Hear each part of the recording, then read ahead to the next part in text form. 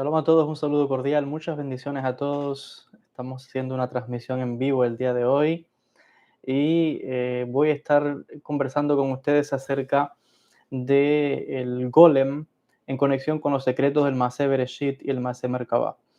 Cuando hablamos de los secretos del Masé Bereshit y del Masé Merkabah, estamos hablando de los dos grandes temas de la Cábala. Hay un tercero que es el tema de Arayot, temas que tienen que ver con la sexualidad, son uno el Talmud, son los tres grandes temas de los cuales los sabios tenían secretos profundos.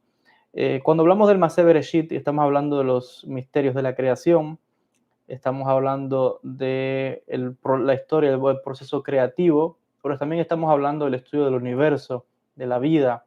Cuando hablamos de Masé Merkabah, estamos hablando de las obras de la Merkabah o del trono de Dios, que realmente lo que tiene que ver es simplemente es la organización y la estructura de cómo la divinidad rige el universo, las leyes que existen, leyes físicas realmente, matemáticas. Tiene que ver también con la estructura y las jerarquías del mundo de los ángeles, el mundo espiritual, etc. Les decía que en conexión con el tema del golem, y esto viene citado por el rabino Aryeh Kaplan en la obra La Dimensión Interna, de la cual hicimos todo un curso y está gratuitamente aquí en este canal de YouTube. En la segunda parte, que tiene que ver con la meditación y la profecía, se habla, ¿no?, del aspecto del golem, y el rabino Aryeh Kaplan da su opinión de lo que él piensa que es el golem. Y voy a citar de él, voy a leer directamente lo que él dice y voy a dar mi opinión luego en base a lo que he leído, lo que he estudiado de otros cabalistas y de otros rabinos que tienen otras opiniones diferentes al rabino Aryeh Kaplan. Entonces, lo primero que hay que mencionar acerca del golem es que está conectado con estos dos grandes secretos, les decía, que es el Masé Bereshit y el Masé Merkabah, cuando hablamos de estos dos grandes temas de la Cábala, ¿no? Masé Bereshit y Masé Merkabah. Cuando hablamos de Masé Bereshit y de Masé Merkabah, estamos hablando de Masé viene de, o sea, hacer, hecho, acción, movimiento, lo que está manifestándose, lo que está ya evidente, sería si lo fuera a explicar la profundidad de esa palabra. Tiene que ver con lo que dice Bereshit, o sea, en el principio, el inicio de ese libro de Génesis, o sea, los hechos de la creación, es como lo traducen muchas veces. El Maase, les decía, lo traducen también Merkabah, de la Merkabah. Hay diferentes interpretaciones de qué es la Merkabah, de que van desde interpretaciones literales a interpretaciones filosóficas de lo que es Merkabah. Rabbi Abraham Abulafia, por ejemplo, para él la Merkabah viene de la expresión rajav, que es como injertar, enganchar, subir, como quien va de alguna manera a través del estudio de las letras, de la gematria, va de alguna manera como escalando peldaños, ¿no? Como la famosa escalera de Jacob, quien va escalando peldaños hasta tener un entendimiento más cercano a la divinidad. En otras palabras, es la actualización del intelecto activo, que es como los filósofos, y Abulafia era un filósofo y un místico, igual que muchos cabalistas también de ese momento, entienden que lo ideal del hombre es la actualización del intelecto. Esa es la persona ideal. El profeta es aquel que actualizó su intelecto y sacó de su cabeza la imaginación. Dimión. En un nivel, Dimión es importante. La imaginación es importante en la profecía en un primer nivel. Pero la imaginación es una trampa, porque la gente con la imaginación, usted puede imaginarse lo que le dé la gana, lo que usted quiera. Se imagina ángeles, se imagina que habla con Dios, se imagina que habla con Sadiquín fallecido, se imagina que Dios le está hablando y oye voz y siente, pero todo es la imaginación. Entonces la imaginación es muy peligrosa. Abulafia la llama el Satán. Fíjense. Y es yo creo que es algo de lo que está haciendo estragos hoy día en la espiritualidad moderna, es la imaginación. Gente que dice que habla con ángeles, con Dios, con Metatron, y ojo, sí, puede ser que siente y puede ser que oiga voces, pero es todo la imaginación. La imaginación es tan poderosa que por eso le decía, es un elemento clave para crear. Es el elemento esencial para manifestar cosas en este mundo. De hecho, se usa también en la ley de atracción para manifestar dinero, riqueza, salud, lo que usted quiera. Porque la imaginación es parte de lo que nos permite acceder o visualizar aquello que queremos lograr. Pero en la mística, que no está entrenada, que no está equilibrada y que la persona no sabe de esto, piensa que lo que está imaginando en una meditación es real o lo que pueda ver, y es la mente. Empieza, o sea, se engaña. Y por eso Abulafia llama a la imaginación dimion, se le llama, bueno, en hebreo, dimion. Y él la llama el Satán, es lo que dice Abulafia, porque la imaginación es un nivel muy bueno, pero encima de la imaginación hay algo más elevado, que es Segel, es el intelecto. El intelecto está por encima de la imaginación, porque el intelecto es digamos que la parte científica, es para comprobar si lo que usted imaginó es verdad o no. La imaginación es como una persona, por ejemplo, que se hace ilusiones. Usted no ha escuchado a la gente que se enamora y piensa que la otra persona está enamorada. Ay, mira, me miró, mira, me echó una sonrisa. Y es toda la imaginación. Cuando vas y conversas con la persona, te dice, pero ¿de dónde tú has sacado eso? ¿Cuándo te dije yo esas cosas? La persona se hizo toda una película, una imaginación de que aquel estaba enamorado, de que me quería y no sé qué, y al final se llevó un desengaño. Lo mismo es con la mística. Y eso lleva a la locura, a una gente que es buena en un primer nivel, pero si se sabe usar para después llevarla al segel, que es el intelecto. Porque si es una revelación verdadera, entonces no es imaginación. Pero si es imaginación, si es una revelación verdadera, hay que comprobarla. Y ahí es donde entra el segel, el intelecto. Pero no el intelecto de entender algo racional con la vina. No, segel es un nivel muy, muy profundo, mucho más elevado, de una mente refinada. Y enseña Rabbi Abraham Abulafia en sus escritos proféticos que ese es el nivel de los profetas. También lo dice Maimónides en Moreh Nevuchim, el guía de perplejos. Y digo bien el guía de perplejos porque estoy cansado de leer libros de académicos que traducen la guía de los perplejos. No sé por qué los académicos hoy siguen repitiendo los mismos errores de traducción. Moreh Nevuchim no es el guía, o la palabra moré es maestro realmente. Y sí es cierto, pero cuando se dice el guía, la guía de los perplejos, no es la guía, mejor sería el guía de perplejos, no la guía de perplejos, porque la gente cree que el libro se llama la guía, o sea que la guía es el libro. No, la guía, el libro no es la guía, el guía, Moreh Nevuchim. ¿Quién es el que está perplejo? El que estudió estos conceptos filosóficos y no entendió.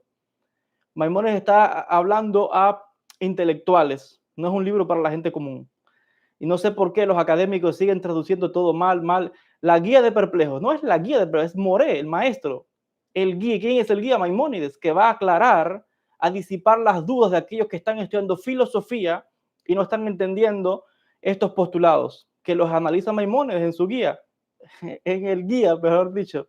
Entonces es clave entender otra vez que los temas del Masé Bereshit y Masé Merkabah están analizados por Maimónides en la segunda parte de su obra y que luego Abulafia lo va a tomar y lo va también a analizar en su pensamiento. Entonces, dicho esto, la importancia de la imaginación, el dimión es importante, pero más importante que la imaginación es el segel, el intelecto. Y por tanto, la parte racional es muy importante. Hay que tener los pies en la tierra, dejarse de tanta meditación y de hablar con ángeles. ¿Y eso para qué me sirve a mí? Si en el mundo hay tanta enfermedad, gente pasando hambre, guerras y tantas cosas que hay que arreglar. Una espiritualidad no sirve de nada si yo no puedo transformar el mundo y cambiarlo para el bien. El mal existe, las enfermedades existen, las guerras existen, el hambre existe, la miseria existe. Entonces no puedo estar dando una meditación y escapando a la gente de la realidad. No, hay que hacer frente. Por eso es que el judaísmo es práctico, lleva a hacer obras de bien. Entonces, todo esto es importante, les decía, para tener los pies en la tierra. Por eso es que los sabios siempre, cuando se habla de Masé Bereshit y Masé Merkabah, dicen, corre y regresa. O sea, sube, pero regresa a la tierra. Después olvídate de tanta meditación y de los ángeles, que los ángeles no te van a... Hay que regresar a la realidad de la vida. Entonces, dicho esto, volvemos otra vez a estos dos aspectos del Masé Bereshit, Masé Merkabah, en relación al Golem y Rabbi Aryeh Kaplan. Hace algo muy interesante, ¿no? Explicando otra vez el tema del Golem. Dice, citando a Rashi, Rabbi Shlomo Itzhaki. Saben que Rashi fue el gran comentarista por excelencia. El que quiera entender la Torah tiene que leer a Rashi, todos los Rashi. No que lo diga yo, eso está aceptado por la tradición. Sefaradí, Ashkenazí, Yemenita, quien sea, todo el mundo, el comentarista número uno es Rashi. comentarista número 2 es Nachmanides. Y luego, bueno, los que vienen, Mizrahi y los otros. Pero Rashi es clave. Pero Rashi también comenta en la Mishnah. Y la Mishnah, como saben, es el corazón de la tradición oral, del Talmud. Y Rashi dice, Rabbi Shlomo Ishaq y Rashi habla del Masé Bereshit y del Masé Merkabah. Y dice cosas muy interesantes. Y Rashi dice, cita como texto del Masé Bereshit al Sefer Yetzirah y al texto del Masé Merkabah a los Pirkei e Jalot de Rabbi Ishmael como ejemplo de material de Masé Merkabah. Entonces tenemos libros que están diferenciados, que nos están diciendo, este es un libro de Masé Bereshit, este es un libro de Masé Merkabah. Va a salir un vídeo que ya lo he grabado y saldrá en este canal recomendando ciertos libros, y ahí yo hice una recomendación de una obra nueva que acaba de ser publicada por el rabino Ariel Truckman en Jerusalén, Israel, sobre el Masé Merkabah. Muy interesante porque ese rabino hace una compilación de muchos textos, de muchas fuentes donde se habla del Masé Merkabah y los presenta. Entonces es una obra muy interesante, acaba de salir ahora en el 2026. Entonces, hay textos definidos de qué es el estudio del Masé Bereshit y qué es el estudio del Masé Merkabah. Sefer Yetzirah, dice Rashi, texto clave para entender los secretos del Masé Bereshit, o sea, los misterios de la creación, del universo. De hecho, Rabbi Abraham Abulafia entiende que el Masé Bereshit es clave para su Kabbalah, para su sistema de Kabbalah profética, porque el Masé Bereshit tiene dos aspectos muy importantes. Uno es el estudio de las 10 sefirot y el estudio de las 22 letras. Eso es clave en el tema de Gematria, en el tema del sistema de Rabbi Abraham Abulafia. Habla del zodiaco, de las constelaciones, habla, les decía, de los misterios realmente que tienen que ver con lo que sería hoy día en la ciencia, lo que sería la física, la astronomía, las matemáticas, también este tipo que contiene unas fórmulas muy interesantes. Y texto no es el único texto, hay muchos otros textos del Masé Bereshit. Otros textos que tienen que ver con Masé Merkabah, las obras de la Merkabah, hay que ver qué es la Merkabah. Les decía, hay diferentes opiniones, no es como la gente cree que la Merkabah es un platillo volador con extraterrestres que andan conduciendo. Bueno, esa puede ser una opción, yo no digo que no, puede ser una. Ya la expliqué en un vídeo el año pasado cuando di esta clase, búsquela que está en el canal, la Merkabah de Ezequiel, la revelación que trae el rabino Are Kaplan, pero yo traigo unas profundizaciones muy interesantes sobre ese tema, que es una posibilidad, por la Merkabah no es solamente eso. Que se sepa que cuando hablamos de Masé Bereshit, Masé Merkabah, hay muchísima interpretación y los rabinos están comentando sobre qué ellos entienden de qué es eso. Y les puedo decir desde ya que todos tienen opiniones diferentes. No tienen la misma opinión. Abulafia tiene una opinión, Rabbi Yaziel de Girona tiene otra, Rabbi Menachem Recanat tiene otra, y cada cual tiene diferentes opiniones de qué es lo que es la Merkabah. Entonces, les decía que está la obra Pirkei Jalot de Rabbi Ishmael ben Elisha, que fue uno de los grandes sabios. Se dice que fue estudiante de Rabbi Nehunia ben Akaná. Algunos dicen que fue el Cohen Gadol, hay debate sobre eso. Pero es una de las obras de la ascensión al cielo de Rabbi Ishmael. Ese texto lo que está describiendo cómo Rabbi Ishmael subió al cielo. Entonces, la gente que habla de que Elías se fue a la Merkabah, que Enoch se fue, bueno, en los textos de la tradición de la Cábala no son los únicos. Hay muchísimas historias de rabinos que supuestamente subieron al cielo. Rabbi Ishmael fue uno, Rabbi Akiva fue otro, Abulafia fue otro, etc. Entonces, hay técnicas que hablan de cómo ellos ascendieron al cielo. La pregunta es si fue en espíritu, si fue en cuerpo físico. Esos son temas de debates. Ahora, existen muchísimos otros textos antiguos sobre estos temas y textos medievales principalmente. La clave de todo está en la época medieval. Quiere entender el judaísmo moderno, la época medieval es clave y el siglo XIII es fundamental. Siglo XIII fue un momento de esplendor. Yo realmente no sé qué pasó en esa época. De hecho, ese es el siglo digamos que el periodo histórico donde yo me especializo en investigación, principalmente es el siglo XIII, porque en el siglo XIII están todos los místicos, en el siglo XIII está todo. En el mundo judío tenemos la época que estaba Abulafia. El Zohar aparece en el siglo XIII. Rabbi Yosef de Hicatilla aparece en el siglo XIII.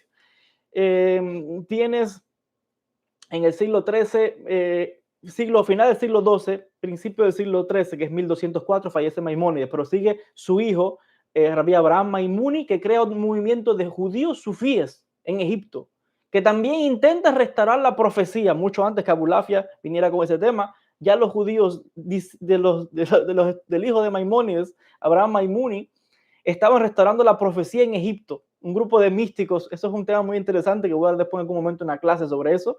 Judíos que intentaron traer o llevar el mundo a la religión judía un poco islamizada, pero ellos decían que más bien el Islam había cogido muchas cosas del judaísmo y que el judaísmo las había descartado. Y él decía, no, lo que estoy haciendo es restaurando lo que es judío, como es, por ejemplo, el rezo, cuando en vez de orar de pie o sentado, había que hacer postraciones. Y de hecho nosotros hacemos postraciones. Cuando en Yom Kippur hacemos postraciones. En las noches, Tikkun Hatzon, los Mekubalim hacen postraciones. Y en el templo había que hacer postraciones. Sabía que el templo no se postraba. Cuando leemos la Biblia, todo el tiempo los patriarcas están postrándose delante de Dios. Pero los judíos en algún momento se decidió que no se podía hacer porque el templo no estaba, nadie se puede arrodillar en un lugar donde, en tierra, tiene que ser solamente en el templo. Si un no judío coge costumbres nuestras, hay una tacanada de los rabinos que dicen que somos nosotros los que tenemos que dejar de hacerlo, aunque fueron ellos los que se cogieron cosas judías, nosotros tenemos que dejar de hacerlas. Y lo mismo cuando los musulmanes se cogieron muchas cosas y las han puesto en su religión, como es el lavado ritual, como es el tema de los rezos, como es la dirección de los rezos, muchas cosas, igual que en el mundo cristiano es una copia de las prácticas judías. La Iglesia Católica, cuando hace el concilio para elegir un papa, lo que está es reivindicando el Sanedrín, porque es verdad que son más cardenales, son como 133 o 120, algo de eso, pero están eligiendo a uno superior. Eso es lo mismo que el Sanedrín, que eran 70 hombres, elegían un Cohen Gadol. Y así muchas prácticas que tienen los cristianos son copia de prácticas judías, y los sabios dicen que cuando alguien toma una práctica nuestra hay que dejarla de hacer. Bueno, el tema de debate con el tema de Abraham Maimuni es muy interesante. En Egipto voy a dar una clase quizás algún día sobre ese tema porque es fascinante, fascinante, cambió y revolucionó en Egipto, y de eso se esconde y no deja que la gente, no todo el mundo sabe esto, muy interesante.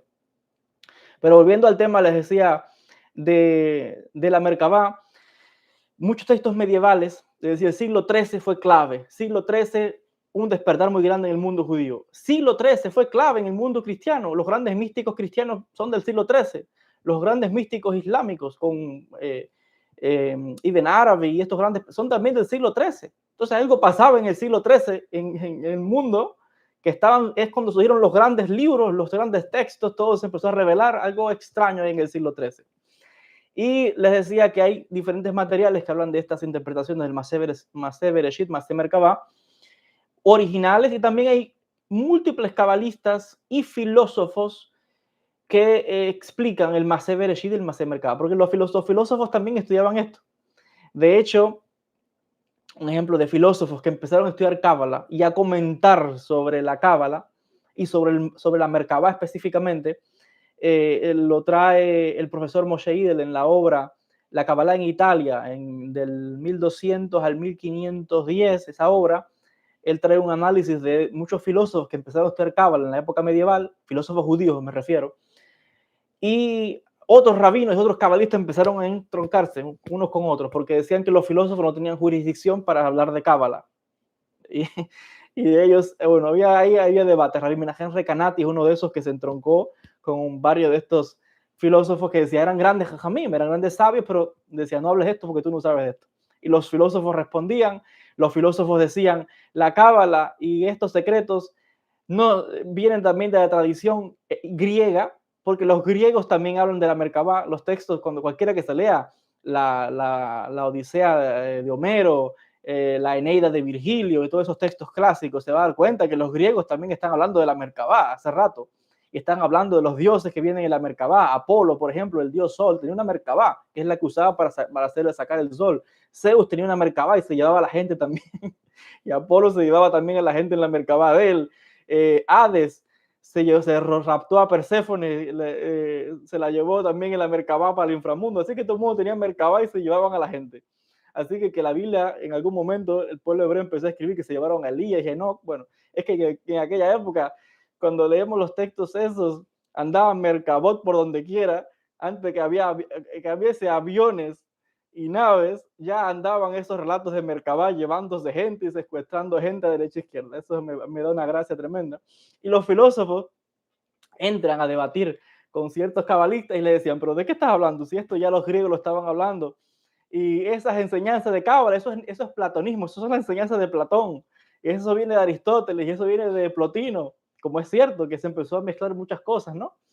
Y la verdad es que eso es un tema muy profundo, hay que estudiar eso. Yo estoy estudiando una obra de 500 páginas que llevo ya casi un año y es un romper de cabeza ese texto porque es súper profundo, pero es muy interesante para entender todo lo que pasaba en esa época y que nada es lineal como le quieran hacer creer. Cuando alguien le quiere enseñar algo en cualquier sistema, dígase el judaísmo o el que sea, te digan esto es así, sepa usted que eso que le están enseñando, si usted investiga, ha habido muchísimas opiniones en el pasado, muchas se las han suprimido, muchas las han olvidado, muchas no fueron aceptadas, pero nada es una sola enseñanza. Por eso yo diría que no hay una sola cábala. Hablamos de Kabbalah y pensamos que la cábala es una sola. Y no es cierto. Entre más estudiamos, nos damos cuenta que la cábala estaba disipada y está en muchas escuelas, otras han desaparecido. Hay otros sistemas místicos judíos que han desaparecido, como es la escuela de los esenios, los místicos de Qumran. Si Dios quiere, ojalá que en algún momento más en los años que vengan, que yo pueda hacer algunas investigaciones de los manuscritos del Mar Muerto en Qumran y empiece a publicar cosas de los manuscritos del Mar Muerto para dar a conocer también en qué creían esos místicos, ¿no? Porque estoy convencido que hay una gran enseñanza ahí que está casi olvidada, los gnósticos judíos también. Entonces, había muchas corrientes cabalísticas, escuelas diferentes, unas entroncadas con otras, por ejemplo, la escuela de Abulafia, que son los místicos de la cábala extática, entroncados con la cábala teosófica, que es la cábala de la Sefirot de Shlomo Ibn Adret en Barcelona, que fue otro cabalista. Entonces, los cabalistas no son santos como ustedes se imaginan, los cabalistas piadosos, eso no existe. Eran hombres como usted y como yo, tenían debates, tenían diferentes opiniones, se excomulgaban unos a otros, y eso todavía continúa hasta el día de hoy en Israel y en las comunidades judías, por si alguien no lo sabe. Entonces, volviendo al tema de la Merkabah, hay algo muy interesante, ¿no? Dice el rabino Aryeh Kaplan sobre el tema del Maseh Bereshit, dice lo siguiente, y voy a citar directamente de la obra La Dimensión Interna, Inner Space, página 131, la traducción al español es mía, dice lo siguiente. De acuerdo a nuestro entendimiento del Sefer Yetzirah, parece ser que Maseh Bereshit se refiere a una meditación sobre las Sefirot y una meditación para formar un golem. Así dice el rabino Aryeh Kaplan. Voy a repetir. ¿Qué es el Maseh Bereshit según Aryeh Kaplan? Dice él, escribe. De acuerdo a nuestro entendimiento. No sé a qué se refiere con nuestro entendimiento, porque el mundo judío es muy amplio y hay mucho pensamiento. Los de Chabad Lubavitch tienen una idea, los sefaradí tenemos una, hay muchas ideas. Entonces no sé a quién se refiere él con nuestro. El grupo de él, tal vez, no lo sé. De acuerdo a nuestro entendimiento del Sefer Yetzirah, que no hay tampoco un solo entendimiento del Sefer Yetzirah, porque esa Abulafia, que él cuando estudió el Sefer Yetzirah, lo estudió con 12 comentarios y ninguno era igual, y hay muchísimos más comentarios del Sefer Yetzirah. Bueno, esto es para que ustedes vean cómo se analiza un texto. Cuando usted lea un texto, no importa quién lo escribió, la Biblia, lo que sea, hay que analizarlo. La gente acepta todo lo que alguien publique. No. Hay que desglosar un texto. De acuerdo a nuestro entendimiento del Sefer Yetzirah. ¿El entendimiento de quién? ¿Quién es nosotros? ¿De qué estamos hablando acá? Parece ser que Maseh Bereshit se refiere a una meditación sobre la Sefirot. Parece ser, dice él. No está claro eso. Y una meditación para formar un golem. Entonces, el Maseh Bereshit, según Aryeh Kaplan, el rabino Aryeh Kaplan, que también fue físico, graduado de la universidad, un máster en física es lo que tenía, dice que es una meditación con la Sefirot y una meditación para formar un golem. Ahora, ¿qué es un golem? El golem, que usted quizás lo ha escuchado, se ha hecho popular, ¿no? Y se habla del famoso, el Maharal de Praga, Rabbi Yehuda Loev, quizás la historia más famosa del golem, y recomiendo las obras del Maharal porque es clave estudiar los libros del Maharal de Praga. Recuerden la yeshiva en Israel, estudiaba uno de mis rabinos, el rabino Berel Gershenfeld, es un apasionado por el Maharal de Praga, fue un gran comentarista de la Torá, etc.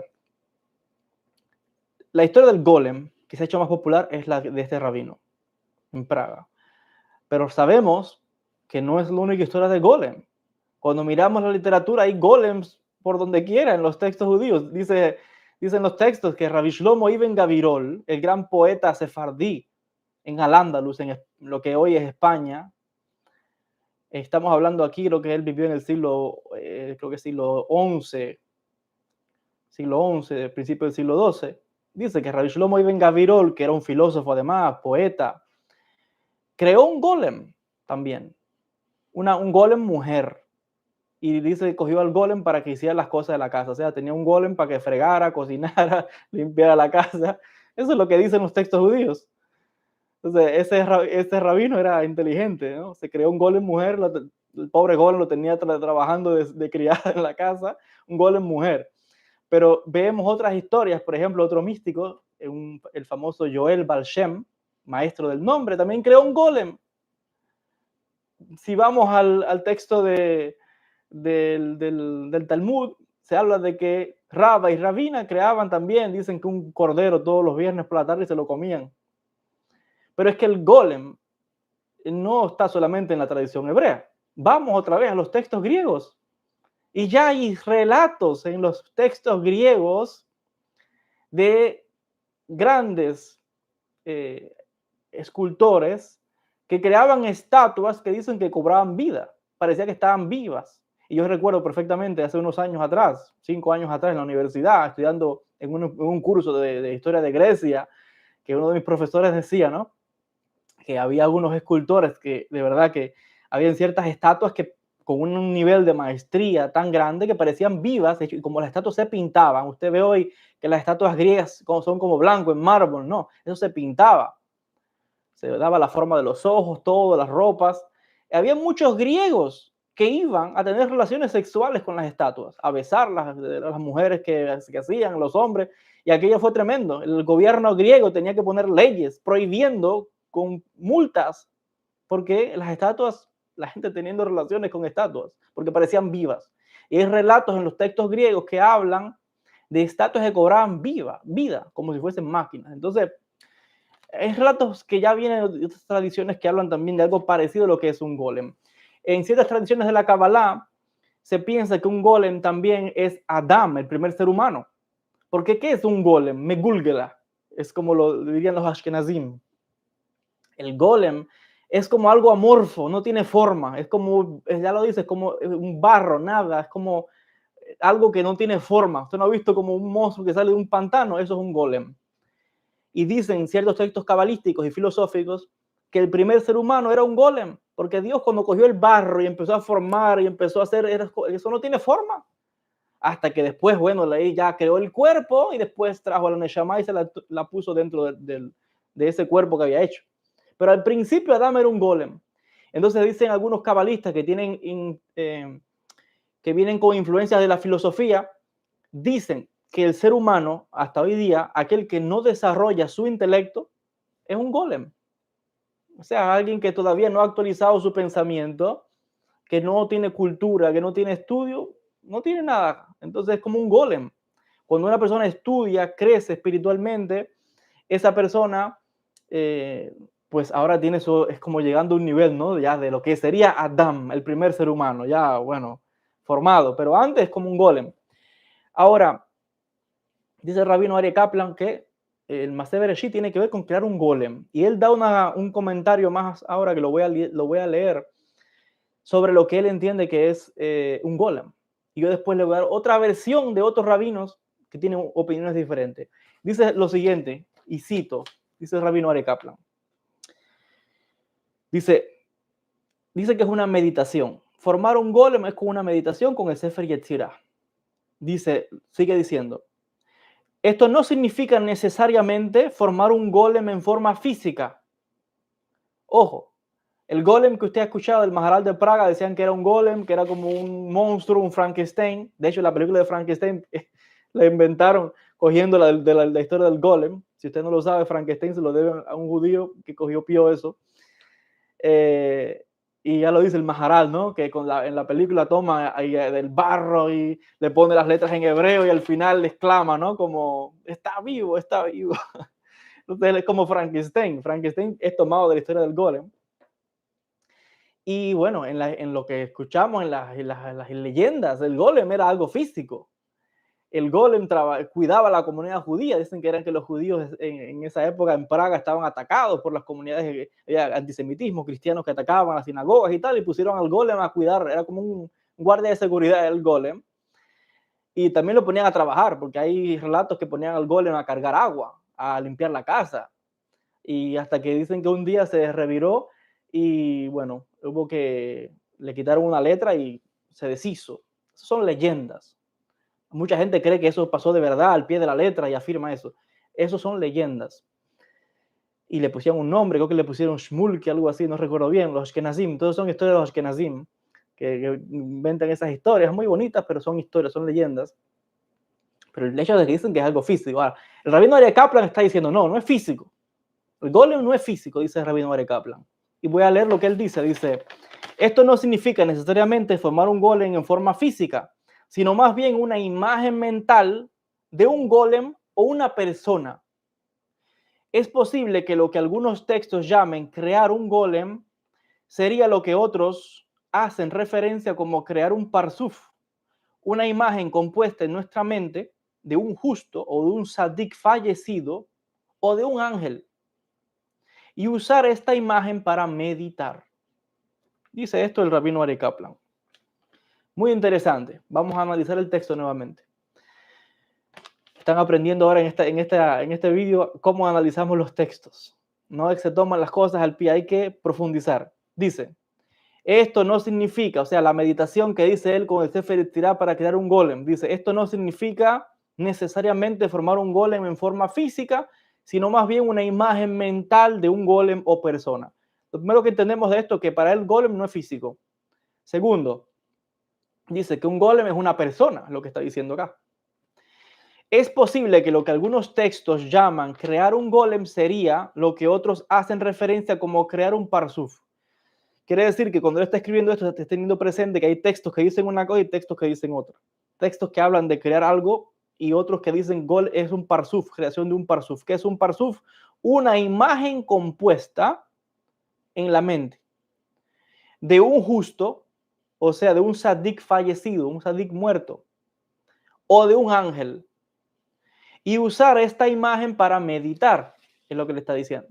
Entonces, para él, dice, es probable, él no está afirmando, pero dice, es probable que lo que los textos quieran decir, algunos dicen que es esto, otros dicen que es un parsuf, bueno, es probable que eso sea una imagen que uno cree en la mente, que puede ser o de un sadik, alguien que está fallecido, muerto, o un ángel, dice él, y usar esa imagen para meditar. Ahora, ¿cómo se hace eso? Él sigue diciendo, dice que después la persona haya aprendido los secretos del Maaseh Bereshit, o sea, del aspecto de la naturaleza. Yo voy a explicar esto ahora, qué significa esto. El Maaseh Merkabah lo ayudará a avanzar nivel a nivel en meditación con los Shemot apropiados, con los nombres de Dios apropiados que debe usar y recitar, y cómo entrar en conversación con esta persona o golem en su mente.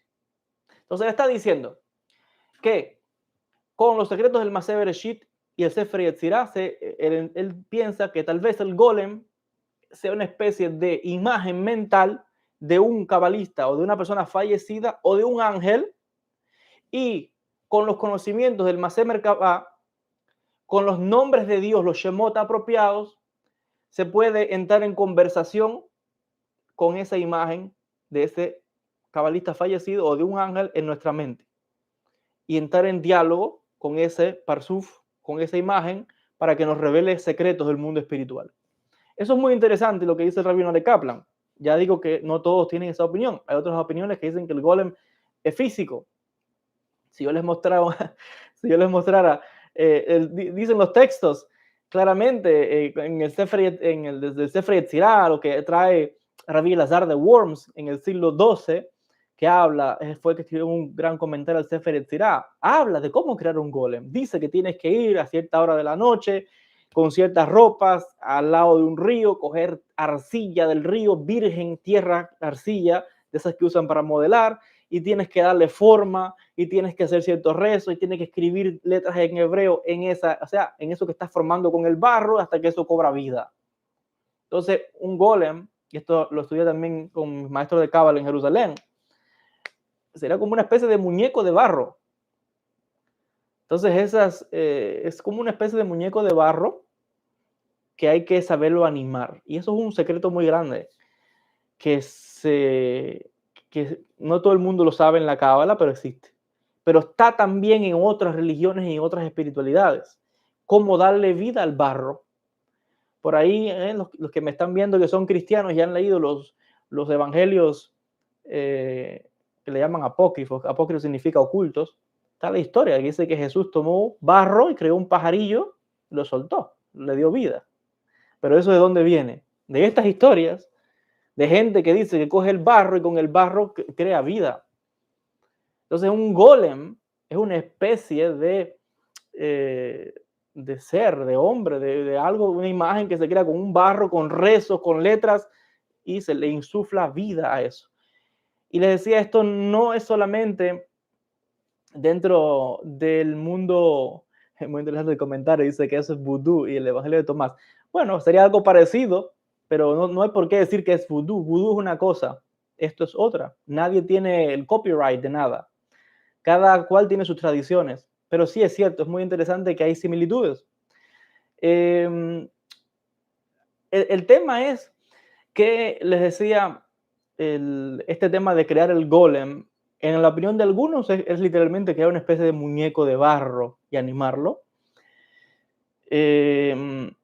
Otros hablan que no, que es simplemente algo mental, un parsuf, una imagen. Claro, la definición que da el rabino aquí de parsuf es una imagen mental. Para ciertos cabalistas, un parsuf no es una imagen mental. Un parsuf es algo mucho más grande. Un parsuf es como si fuese lo que es una gran estructura en un universo a nivel macro. Y un parsuf somos nosotros. Yo soy un parsuf, usted que me está viendo es un parsuf y todo está compuesto de parsufim. Porque un parsuf es una imagen, una forma, un rostro. Entonces, el tema de los parsufim también lo expliqué, está en la clase que dimos, en el curso que está gratuitamente en este canal. El tema de los parsufim es amplio, a nivel de universos y grandes estructuras y a nivel de formas pequeñitas como es el ser humano, como es un árbol, como es las formas de creaciones que hay. Entonces, son estructuras. Pero él dice que un parsuf es una imagen mental. Es muy interesante que los místicos del Tíbet tienen una técnica parecida a esa. Hay una, no sé si llamarla investigadora o no sé, no creo que sea académica, pero en los 1920 aproximadamente, Alejandra O'Neill, creo que se llamaba algo así, viajó al Tíbet y escribió ciertos libros describiendo técnicas que usaban los monjes en el Tíbet, donde tenían una técnica parecida a esta. Es mucho esfuerzo, pero habla de cómo se podía crear un ser, sería lo que los gnósticos llaman egregores, algo así, pero es como que se crea un círculo y la persona con ciertos cantos, mantras, empieza primero a imaginarse en la mente una imagen de un ser, el que usted quiera, un ser, y empieza a imaginarlo, y después empieza a conversar con esa imagen, a conversar y a cantar ciertos rezos como animando eso, y empieza a hacer un diálogo, usted conversa y eso le responde, usted conversa y esto le responde, le puede preguntar lo que usted quiera, se pueden crear para si son filósofos y este tema de, no sé, misterio, se pueden crear muchas imágenes, pero usted empieza a entrar en una conversación con eso en la mente. Después, esa imagen aquí tiene que traspasarla y llevarla al plano físico. Y tiene que hay un círculo que se hace frente a la persona y se tiene que imaginar a esa imagen ya no en la mente suya, sino dentro de ese círculo. Y tiene que poner tal nivel, porque eso se hace, no recuerdo cuántos días seguidos, tal nivel de concentración al punto que usted lo vea con sus propios ojos. Ya no va a verlo aquí en la mente. Tiene que verlo físico, como se ve una persona con los propios ojos. Y eso es un nivel tan grande de desgaste de energía y eventualmente le ha dado vida a un ser, ha creado un ser. Por eso dicen que el ser humano tiene un poder creativo muy grande. Ahora, la historia cuenta, dice esa mujer en uno de sus libros, yo lo leí en algún momento hace años atrás, ella decía que hubo un místico que hizo algo de esto y se fue de control, porque el ser ese que creó se salió del círculo y después la idea es que el místico puede llamar ese ser cuando él quiera y que después se marche, pero después ese ser aparecía cuando él quería, no le hacía caso a la persona, se rebeló contra la persona, no tenía control y tuvieron que llamar a diferentes lamas, grandes maestros, para hacer ciertas cosas y destruir a ese ser. Entonces es una técnica un poco peligrosa. Ahora, más allá de la veracidad de este relato, lo que dice el rabino Aryeh Kaplan es casi lo mismo. Una imagen mental de un ángel o de un tzadik y con ciertas técnicas, rezos, mantras, nombres de Dios, entrar en una especie de diálogo donde hablas, te responde, te da secretos y de hecho puedes crear una especie de seres protectores también que te protegen. Es muy interesante. Son técnicas muy profundas acá lo que estamos analizando, el tema del golem. Y esto lo que al final está resaltando, ¿no? Demostrando, y con esto voy a ir cerrando la transmisión, llevamos ya más de 40 minutos, es la profundidad de los conocimientos, que no existe un solo texto que diga algo y ya, hay que leer y leer y leer muchos libros y leer muchos comentarios y muchas opiniones para ir viendo, ¿no? La riqueza y la profundidad de este pensamiento, las diferentes escuelas, los diferentes debates que había entre cabalistas, entre los diferentes sabios, etcétera. Entonces estamos viendo acá que hay una profundidad muy grande y que algunas escuelas dicen algo, lo enseñan de una manera, otros de otras, y es muy variado el pensamiento. Pero el tema del golem es muy interesante otra vez, que algunos dicen que es algo físico, otros dicen que es algo mental, y otros dicen que son leyendas. Entonces realmente el tema es profundo, es muy interesante, es parte de esa serie de conocimientos. Yo soy de la opinión de que sí, es cierto que se puede crear un golem, con todo lo que he estudiado y con todo lo que he ido comparando, no solamente del mundo judío, sino también de otras espiritualidades. Hay cosas y hay religiones que crean lo que sería una especie de golem, y en la Kabbalah también está, eso está en la Kabbalah, el Sefer Yetzirah lo dice, te da las técnicas, los nombres, las letras que tienes que empezar a cantar y hacer y cómo purificarte y cómo prepararte, todo está escrito en el Sefer Yetzirah, de cómo se le da vida a ese ser.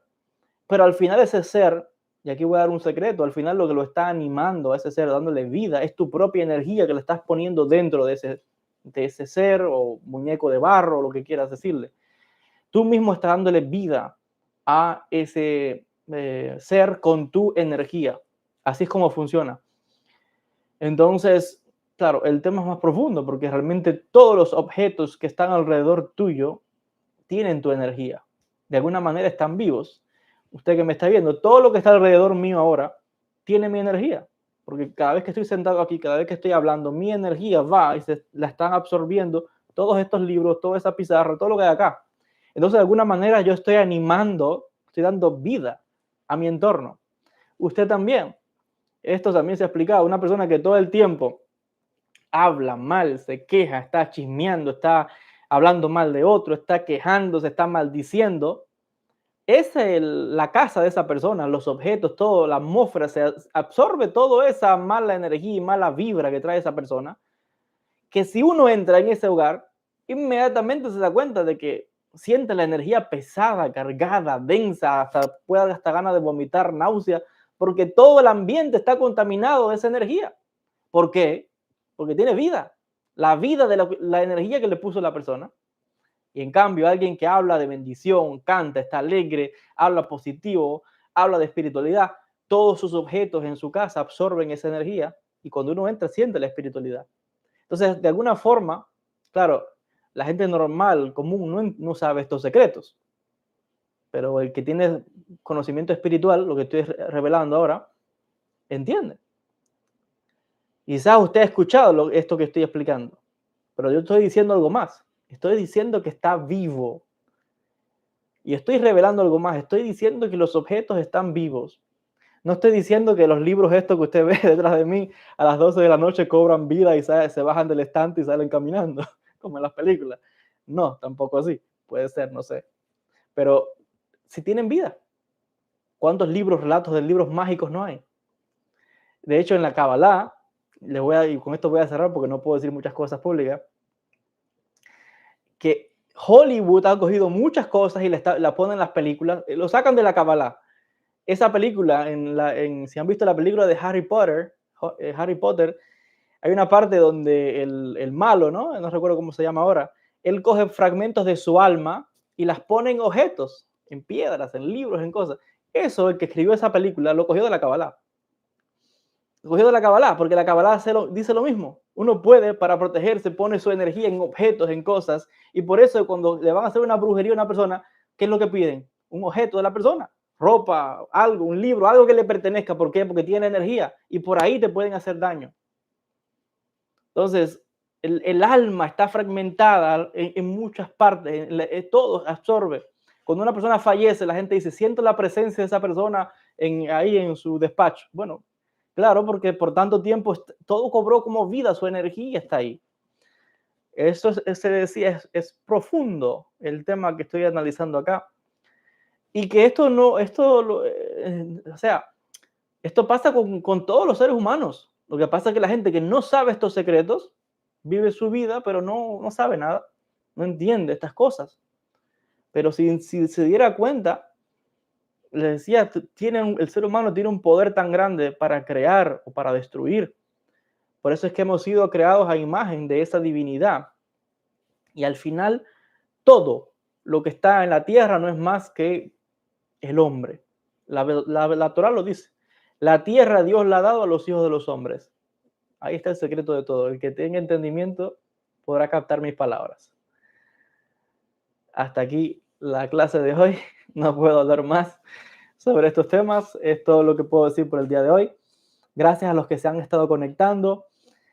Hay muchas preguntas. Voy a tratar de hacer de vez en cuando algunas de estas transmisiones en vivo y voy a estar profundizando un poco más en cuanto a las enseñanzas del rabino Aryeh Kaplan. Ya sé que hice un curso, pero se quedaron muchos temas. Hay tanto que enseñar y tanto que profundizar. Y voy de vez en cuando, bueno, a través de estos vídeos.